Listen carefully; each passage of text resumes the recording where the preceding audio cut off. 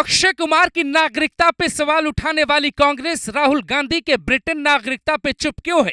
भारत में अरबों की संपत्ति, सपना पीएम बनने का है, फिर ब्रिटेन को करोड़ों का टैक्स क्यों देते हैं राहुल गांधी? बीजेपी नेता के खुलासे के बाद हिल गई है देश की सियासत। ब्रिटेन से क्या गांधी परिवार का है कोई तगड़ा कनेक्शन? आपने भारत सरकार को टैक्स दिया, लेकिन राहुल गांधी ने ब्रिटेन सरकार को टैक्स क्यों दिया? यानी वोट भारत की जनता से लिया पर टैक्स ब्रिटेन की सरकार को क्यों दिया? अगर राहुल के पास ब्रिटेन की नागरिकता है तो क्या भारत की नागरिकता उनकी रद्द कर देनी चाहिए और उनको वापस अंग्रेजों के शहर में जाकर बसना पड़ेगा? बीजेपी नेता सुब्रमण्यम स्वामी के आरोपों ने गांधी परिवार की नींद उड़ा दी है।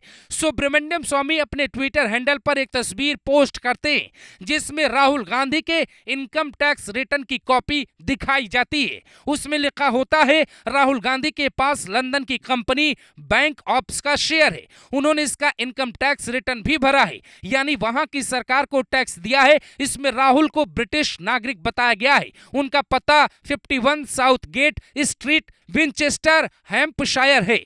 उसमें उनकी जन्म तिथि 19 जून 1970 लिखी है।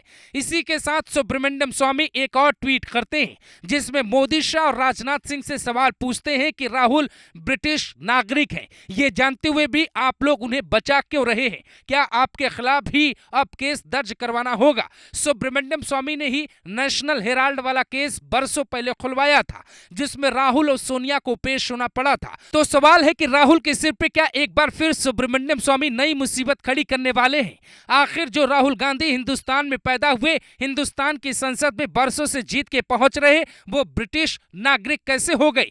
तो ये ठीक वैसा ही हो सकता है जैसे अक्षय कुमार ने कभी कनाडा की नागरिकता ली थी जिस पे खूब बवाल मचा था, जिसके बाद बीते दिनों ही अक्षय कुमार ने कनाडा की नागरिकता छोड़ी और हिंदुस्तान की नागरिकता ले ली थी। ऐसे में सवाल यह है कि क्या राहुल गांधी ब्रिटेन वाली नागरिकता छोड़ेंगे? क्योंकि हमारे देश का संविधान किसी को भी दोहरी नागरिकता का इजाजत नहीं देता।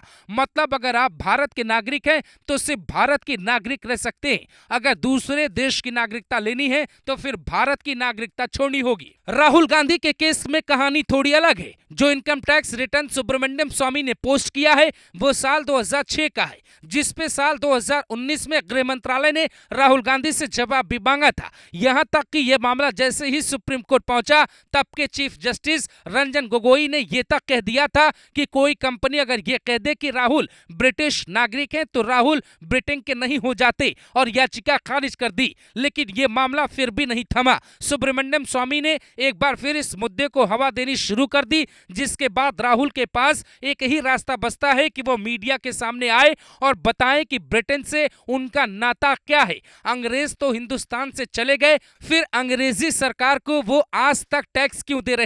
आप कहीं बिजनेस चलाते हैं तो टैक्स देने में बुराई नहीं है। हमारे देश में भी कई विदेशी बिजनेसमैन बिजनेस चलाते हैं, सरकार को टैक्स देते हैं, पर वो खुद को कभी यहाँ का नागरिक नहीं बताते। फिर राहुल गांधी खुद को अंग्रेज क्यों बताना चाहते हैं? क्या ये अंग्रेजियत दिखाने की नई कोशिश है?